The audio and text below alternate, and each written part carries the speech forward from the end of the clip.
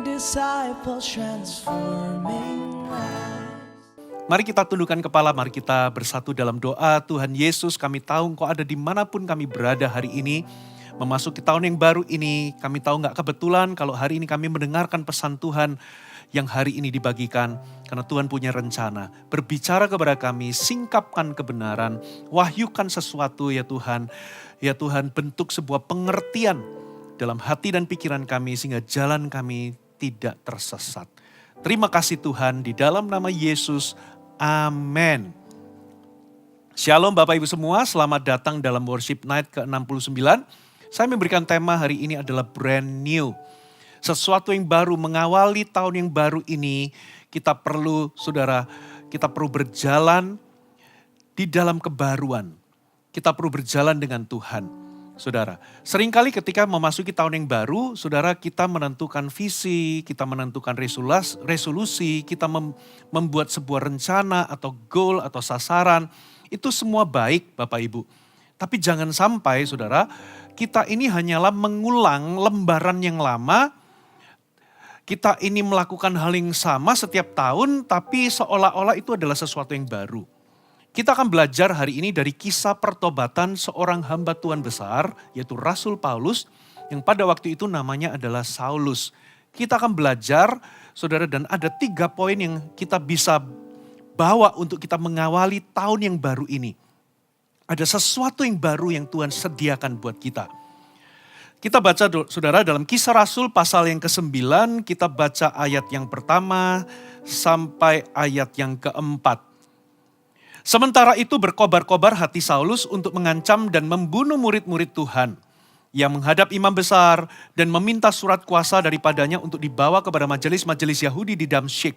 Supaya jika ia menemukan laki-laki atau perempuan yang mengikuti jalan Tuhan, ia menangkap mereka dan membawa mereka ke Yerusalem. Dalam perjalanannya ke Damsyik, ketika ia sudah dekat kota itu, tiba-tiba cahaya memancar dari langit, mengelilingi dia, ia rebah ke tanah, dan kedengaranlah olehnya suatu suara yang berkata, Saulus, Saulus, mengapa engkau menganiaya aku?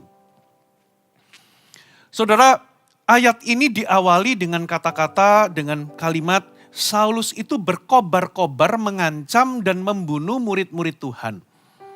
Pada waktu itu hatinya berkobar, hatinya penuh dengan energi, penuh dengan semangat, penuh dengan visi untuk melayani Tuhan.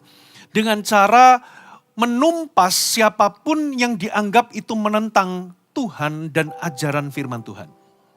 Jadi dengan kata lain, saudara, Saulus pada waktu itu bukanlah orang yang sembarangan atau hidup sembarangan. Dia itu punya goal. Dia itu punya gairah, dia punya passion untuk melayani Tuhan. Dan dia menggebu-gebu, saudara. Hatinya berkobar-kobar karena dia yakin betul bahwa dia itu benar. Dia yakin betul bahwa apa yang dia lakukan itu untuk melayani Tuhan. Dia membela nama Tuhan. Dengan cara menumpas apapun yang dianggapnya itu adalah ajaran sesat pada waktu itu. Saudara, inilah gambaran daripada kita. Saudara, kita seringkali memasuki tahun yang baru, kita penuh dengan semangat, kita bergairah. Saudara, kita menentukan visi, resolusi, kita membuat target, kita membuat rencana. Tapi jangan lupa saudara, jangan lupa Saulus itu juga punya rencana, dia menggebu-gebu bagi Tuhan. Tapi ternyata jalannya itu ternyata menentang kehendak Tuhan. Jalannya itu justru berkebalikan dengan rencana Tuhan. Dia pikir dia melayani Tuhan, tapi jalannya atau tujuan di mana dia melangkah itu ternyata bertentangan dengan rencana Tuhan. Saudara, hati-hati. Kita bisa menentukan visi, goal, target. Kita bisa membuat sebuah resolusi. Tapi sebelum kita membuat semuanya itu, coba cek baik-baik. Jangan-jangan yang kita buat itu semua menentang kehendak Tuhan. Jangan-jangan yang kita buat itu tidak sesuai dengan rencana Tuhan dalam kehidupan kita. Atau bahkan semua resolusi, visi, target, goal, semua yang kita lakukan itu adalah jalan-jalan menuju dosa. Hal-hal yang menyakiti hati Tuhan. Itulah sebabnya mengawali tahun yang baru ini, saudara, ketika kita ini menentukan visi, resolusi, target, goal, rencana, saudara, sebelum kita melakukan itu, perlu untuk kita duduk terlebih dahulu di bawah kaki Tuhan. Kita perlu datang kepada Tuhan. Saudara, yang luar biasa, ketika Saulus itu menuju ke Damsyik, dia sudah memiliki sebuah rencana untuk menghentikan, saudara, orang-orang yang mengikuti jalan Tuhan. Ketika dia menggebu-gebu di tengah jalan, Yesus menginterupsi hidupnya. Terjadi perjumpaan yang supranatural. Ada sebuah cahaya terang yang melingkupi, mengelilingi dia. Saudara, lalu kedengaranlah sebuah suara, Saulus, Saulus, mengapa engkau menganiaya aku? Perhatikan, Tuhan tidak berkata, Saulus, Saulus, mengapa engkau kurang giat? Tidak. Saulus, Saulus, mengapa engkau sangat mengapa engkau itu sangat malas? Tidak. Problemnya Saulus itu bukan kemalasan, bukan karena dia nggak aktif. Dia itu penuh dedikasi, dia itu militan, dia penuh dengan gairah, dia penuh dengan visi, saudara.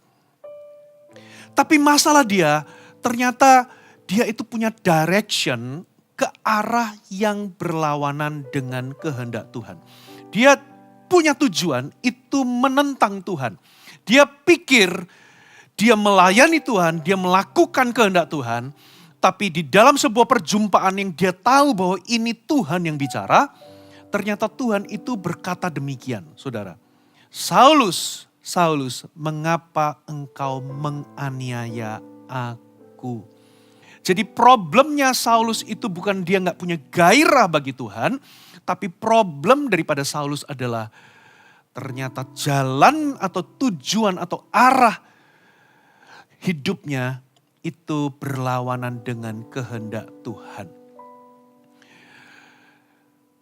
Rupa-rupanya, saudara, kalau kita itu menentukan visi, resolusi, tujuan, komitmen, kalau itu tidak diawali dengan perjumpaan dengan Tuhan, kita nggak mengawalinya dengan duduk di bawah kaki Tuhan, kita ini bisa salah arah, saudara. Semua rencana-rencana kita, target-target kita, goal kita, sekalipun kita merasa kita itu giat, kita melakukannya atas nama kehendak Tuhan.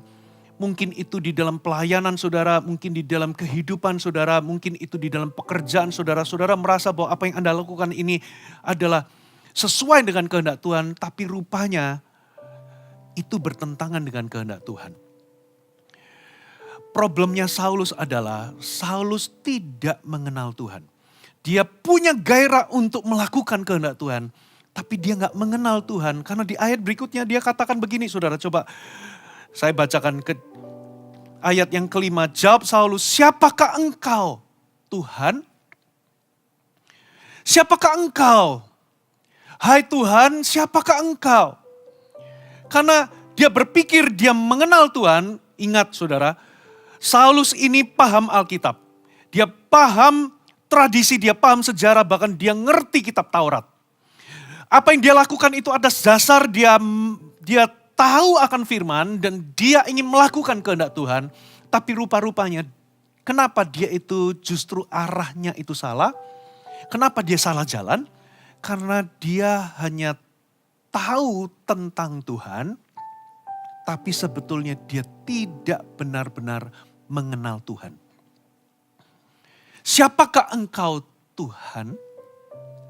Saudara, itulah sebabnya mengawali tahun yang baru ini, saudara harus punya brand new direction. Poin pertama, catat baik-baik.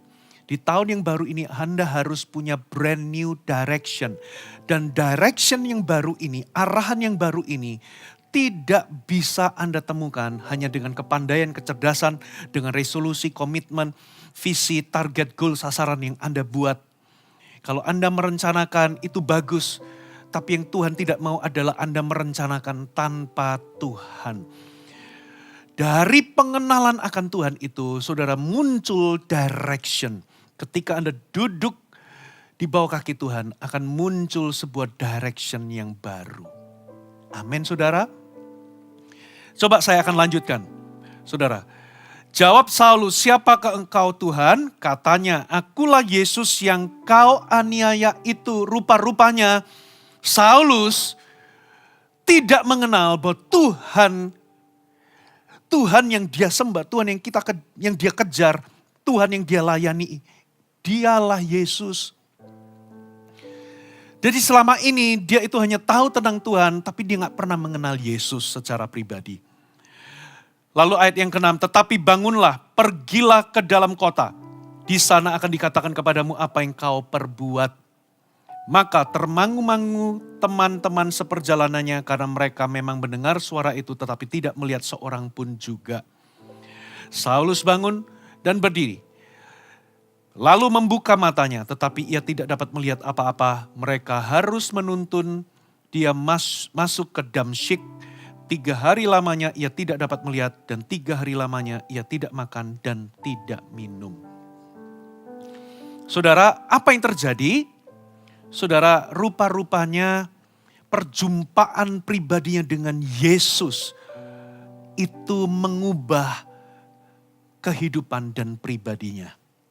Poin yang kedua, catat baik-baik, memasuki tahun yang baru, selain engkau harus punya brand new direction, you have to have a brand new identity. Saulus, identitasnya itu terletak kepada kepandaiannya, kegigihannya di dalam melayani Tuhan. Saudara, dia itu punya prestasi, saudara, dia itu dididik di dalam pendidikan Yahudi, agama Yahudi yang sangat ketat. Dia itu lebih Farisi daripada orang Farisi, saudara, dan dia itu giat melayani Tuhan. Tapi rupa-rupanya perjumpaan pribadinya dengan Yesus itu membuat dia buta, saudara. Di sini waktu matanya melek, tapi dia gak bisa melihat apa-apa. Di sini tereksposlah siapa dirinya. Dia merasa dia itu paling benar. Dia merasa dia paling tahu kehendak Tuhan. Dia merasa apa yang dilakukan ini benar. Dia merasa bahwa dialah yang paling berhak untuk menghakimi siapapun yang dia anggap salah. Tapi kali itu saudara, Tuhan mengekspos siapa dirinya. Ternyata dia tidak mengenal Tuhan sama sekali. Itulah sebabnya, saudara, dalam kitab Roma, ketika Rasul Paulus ketika bertahun-tahun kemudian ketika dia menjadi rasul, dia pernah menuliskan kepada orang-orang Israel, ya, bahwa ada banyak orang yang giat untuk Tuhan tapi tanpa pengertian yang benar. Karena dia sendiri mengalaminya. Dia giat bagi Tuhan, dia tidak malas, tapi dia nggak punya pengenalan. Kata pengertian di situ, saudara, dalam bahasa Yunaninya itu memakai sebuah kata yang merujuk kepada, saudara, bukan pengertian yang lahir karena logika atau karena kognitif pengetahuan yang hanya ada di akal. Tapi ini adalah sebuah pengetahuan, sebuah pengertian yang lahir karena sebuah perjumpaan dan pengenalan akan Allah. Sebuah perjumpaan, sebuah pengenalan, sebuah hubungan. Saudara, ternyata dia gak mengenal Yesus. Dan akibatnya apa saudara? Karena perjumpaan itu terekspos siapa dirinya. Dia dibuat menjadi buta. Dia punya mata tapi dia gak bisa melihat. Dia punya kaki, dia berjalan tapi dia harus dituntun. Bayangkan dulunya dia ini pemimpin. Saudara, dia ini menuntun banyak orang tapi kali ini dia harus dituntun. Saudara, kemana dia pergi? Bahkan, saudara, Alkitab berkata demikian, saudara. Saya coba baca ulang. Saudara, 3 hari lamanya ia tidak dapat melihat, 3 hari lamanya ia tidak makan dan minum. Saudara, kalau kita lompat di ayat yang ke-15, tetapi firman Tuhan kepadanya, "Pergilah, sebab orang ini adalah alat pilihan bagiku untuk memberitakan namaku kepada bangsa-bangsa lain, serta raja-raja dan orang-orang Israel. Aku sendiri akan menunjukkan kepadanya betapa banyak penderitaan yang harus ia tanggung oleh karena namaku." Lalu pergilah Ananias ke situ, masuk ke rumah itu, menumpangkan tangannya atas Saulus. Katanya, "Saulus saudaraku, Tuhan Yesus telah menampakkan diri kepadamu di jalan yang engkau lalui. Telah menyuruh aku kepadamu supaya engkau dapat melihat lagi dan penuh dengan Roh Kudus. Dan seketika itu juga seolah-olah selaput gugur dari matanya sehingga ia tidak dapat melihat. Ia bangun lalu dibaptis. Dan setelah ia makan, pulihlah kekuatannya. Coba bayangkan, dia buta yang selama ini dia itu adalah seorang pemimpin agama. Saudara, dia merasa paling tahu, sekarang dia itu buta. Dia nggak tahu kemana, harus berjalan tanpa dituntun. Dan ternyata Tuhan, saudara, memerintahkan dia untuk bertemu dengan seorang yang bernama Ananias. Disitulah dia akan dituntun, disitulah dia akan didoakan, disitulah dia mengalami pemulihan atau mengalami kesembuhan. Dengan kata lain, Saulus dibuat nol. Perjumpaan pribadi dengan Tuhan, saudara, itu mencelikkan matanya, saudara, tentang siapa dia sebelumnya. Itulah sebabnya, poin kedua, memasuki tahun yang baru ini, Anda harus punya brand new identity. Saudara, gak cukup saudara, Anda itu mengandalkan siapa diri Anda sekarang. Jangan-jangan yang Anda lakukan hari ini, saudara, Anda lakukan semuanya itu di dalam dosa. Yang Tuhan mau di tahun yang baru ini, Anda menjadi manusia yang baru. Anda menjadi orang yang baru. Dimulai dari perjumpaan dengan Tuhan yang membawa Anda sampai di titik Anda mengalami Tuhan pribadi, sampai di titik Anda menyadari bahwa semua apa yang Anda lakukan itu salah. Kalau Anda belum pernah sampai di titik ini, maka tidak akan ada pertobatan. Tuhan mau mengubah Anda menjadi yang baru. Saudara, kalau Anda seorang suami yang penuh dengan ambisi, saudara, tapi segala apa yang Anda lakukan itu di dalam usaha atau bisnis Anda, itu semuanya Anda lakukan menghalalkan segala cara. Tahun yang baru ini Anda harus jadi manusia yang baru.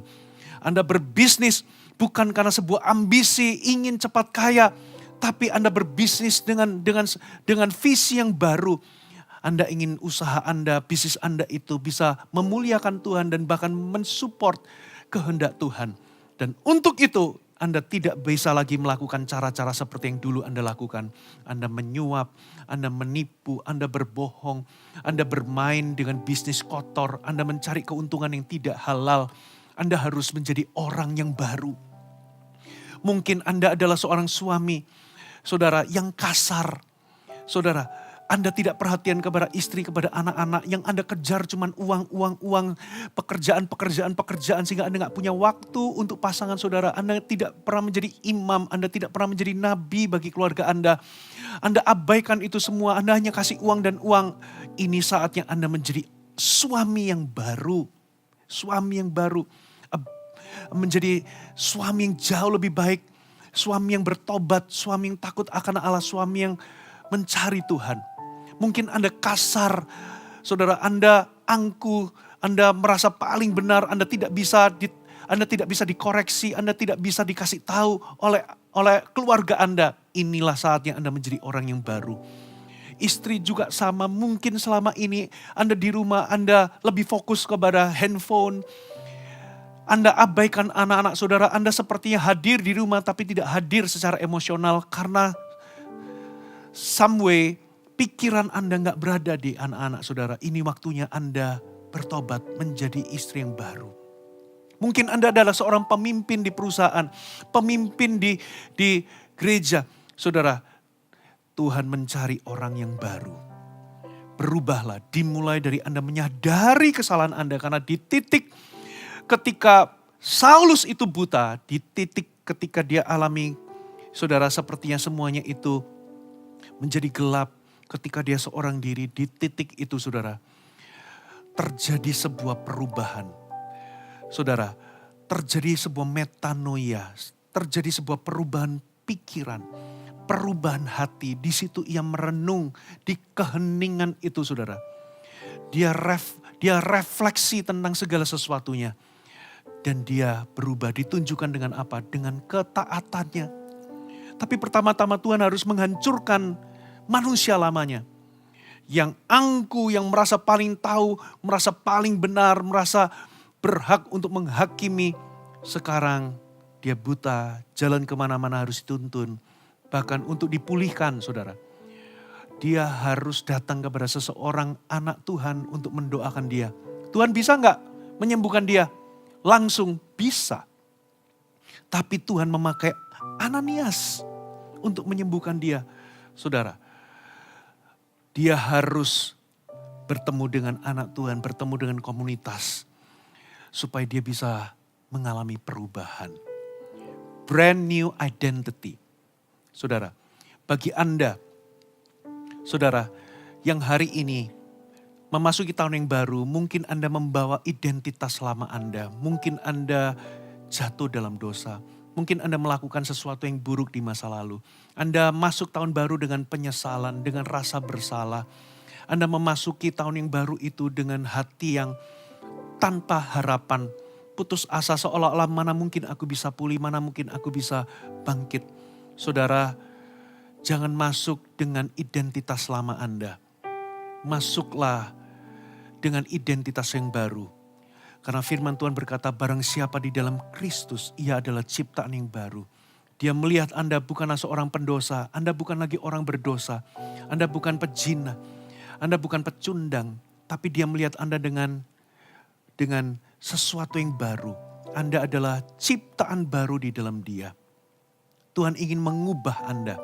Saudara, masa lalumu bisa gelap, tapi Tuhan menebus hidupmu. Saudara, engkau adalah ciptaan yang baru. Serahkan semua ke tangan Tuhan, terimalah identitas yang baru. Anda adalah ciptaan baru. Yang Tuhan mau adalah Anda hidup di dalamnya. Jadilah seseorang yang baru. Yang ketiga terakhir adalah milikilah a brand new assignment. Coba perhatikan lagi ayat yang ke-9 dikatakan begini saudara. Ayat yang ke-9. Tetapi bangunlah, pergilah ke dalam kota, di sana akan dikatakan kepadamu apa yang harus kau perbuat. Di dalam Alkitab bahasa Indonesia kita, saudara, langsung dikatakan tetapi bangunlah. Tapi kalau Anda baca di dalam Kisah Rasul 22 ayat 10, saudara, ketika Saulus itu menceritakan ulang kejadian ini kepada banyak orang-orang Yahudi termasuk di hadapan orang-orang Farisi. Saudara, ternyata sebelum kata-kata bangunlah, pergilah. Saudara, sebelum kata-kata bangun, pergilah ke dalam kota, di sana akan dikatakan kepadamu apa yang harus kau perbuat. Ternyata Saulus itu berkata, Tuhan, apa yang ingin aku perbuat bagimu? Lord, what you want me to do? Ternyata dia mengucapkan sebuah kalimat, apa yang hendak engkau lakukan bagiku? Lalu saudara, Tuhan menyuruh dia bangun, saudara. Lalu di ayat 15 dikatakan apa saudara? Saya ulangi lagi di ayat yang ke-15. Dikatakan begini, pergilah sebab orang ini adalah alat pilihan bagiku untuk memberitakan namaku kepada bangsa-bangsa lain serta raja-raja dan orang-orang Israel. Ternyata saudara, Tuhan memanggil dia.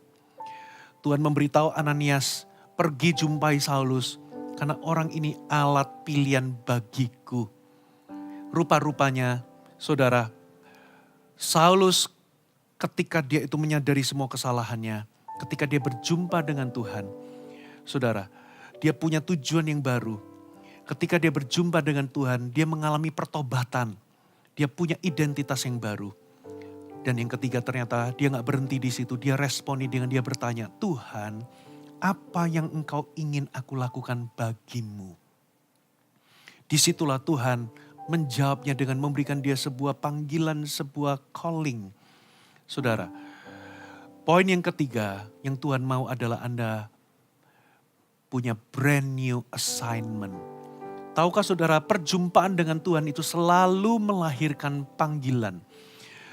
Sebuah perjumpaan itu selalu berujung kepada penugasan. Kalau perjumpaan Anda dengan Tuhan itu nggak berujung kepada penugasan, maka jangan-jangan perjumpaan itu hanyalah perjumpaan yang kosong.